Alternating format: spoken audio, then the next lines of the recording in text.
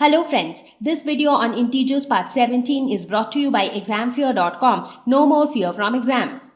So let us now learn about division of integers. So we discussed about multiplication in detail. So understanding division would be easier now. Now, even before we talk about how we divide integers, do you really understand what exactly is division? Division has come from the word divide. And what do you understand from divide? Let's say that you have something and you divide that thing into equal parts. That is where you call divide. That means I divided this particular thing amongst 5 students in equal parts. So that is division. So splitting into equal parts. To understand this, let us take this example. Let's say that I went to the market and I purchased 4 ice creams. So right now I have 4 ice creams with me and there are 2 kids.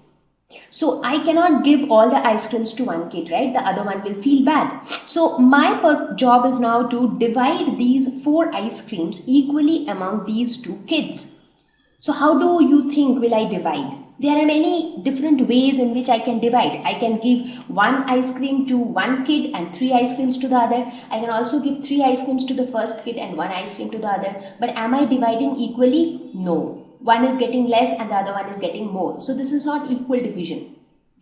But if I give 2 ice creams to each of them, then I have equally divided, right? And this is called division. So what we actually did here was, we had 4 ice creams, we divided it amongst 2 kids. So 4 divided by 2 gives 2 and therefore we have given 2 ice creams to each kid.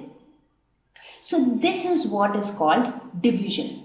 So let us take another example. Let's say that you have 10 pens. So you have 10 pens and again, whenever we talk about division, it has to be equal division. And let's say that there are 5 students in the class. You need to divide these 10 pens amongst 5 students in the class. So basically what you have 10 pens. This needs to be divided by 5 students in a class. So 10 divided by 2. What is that? That means you are trying to divide 10 by 5. So 5 2s are 10, remainder is 0. So by now all of you know that this is divisor, this is quotient, this is remainder. So in this case the remainder is 0. That means how many pens each student should get? Each should get 2 pens. So if you give 2 pens to each of them, you are able to divide those 10 pens equally among 5 students.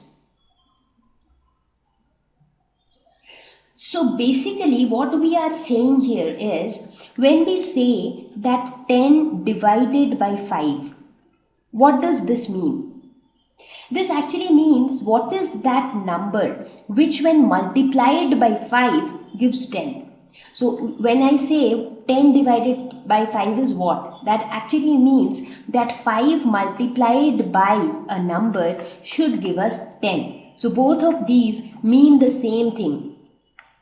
So for example, here you divided 10 by 5 and you found 2. That actually means that if you multiply 2 by 5, you would get 10. So whenever you see that one number is divided by another number, that means we want to know what is that number which when multiplied by the second number will give the first number. Right? So this is what division is all about. Now only when you understand what is division, only then you will be able to understand how exactly we do division, right?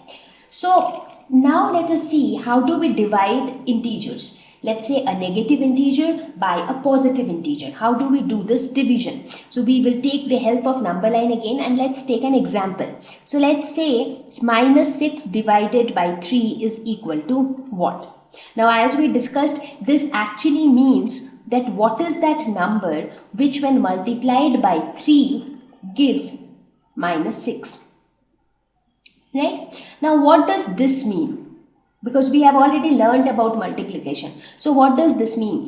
On the number line, this means that how many times 3 should be added so that we get minus 6. Now can you tell me? So what do we want to get? We want that the result should be minus 6. And for multiplication, we always start from 0. So from 0, we will take each jump of 3. So how many jumps do we need to take? 1, and 2. So we need 2 jumps. So therefore the answer is going to be 2. And is it going to be 2 or minus 2? It is going to be minus 2. Obviously, because we are reaching at minus 6. The answer is negative. So definitely this has to be minus 2. So therefore minus 6 divided by 3 is equal to minus 2.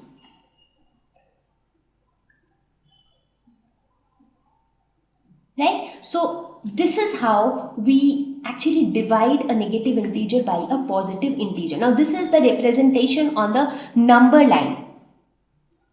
Now let us say that we take another example where we divide a positive number by a negative number. Let's say 10 divided by minus 2 is what? This means that how many times, this actually means minus 2 is multiplied by what number such that the result is 10. So in this case also, what would be the answer? The answer in this case will be a negative number, because negative into negative gives a positive number, right? So how you want to reach where you want to reach at 10.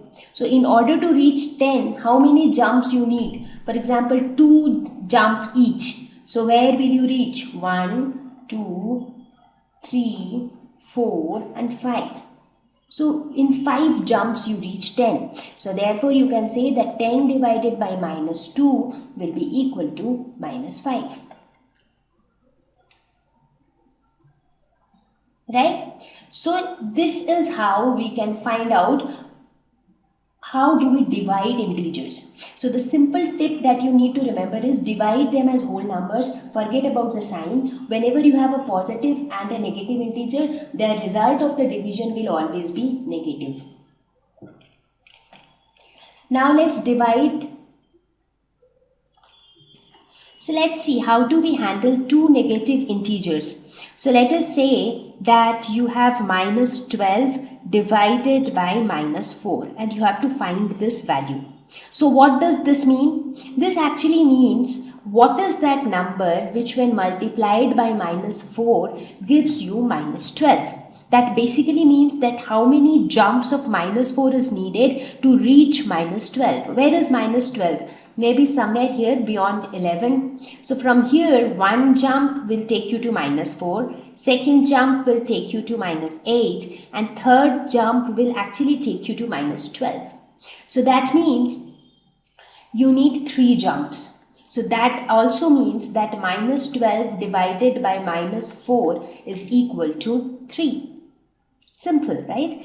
So what does this show? This also gives you a very simple tip that whenever you have both the integers negative, divide them as whole numbers and then put a positive sign. So when you divide 2 positive integers, the result is positive. When you divide 2 negative integers, the result is again positive. But when you divide 1 positive and 1 negative integer, then the result is negative. So this is a quick recap of whatever we have learned. Both integers have same sign, then the result is positive. That is, if you have negative integer divided by negative integer, the result is a positive integer. If you have a positive integer divided by a positive integer, the result is again a positive integer.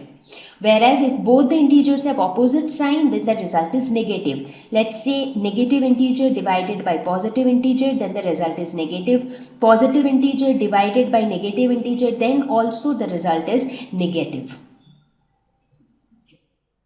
Thank you. Please visit examfear.com for free quality education. You can learn with a simple 4-step learning process wherein you can watch video lessons, you can ask your questions, you can refer notes, and you can take a free online test. We have content for class 6 to 12 on physics, chemistry, mathematics, and biology along with practical videos. So please subscribe to our channel for daily updates. Thank you.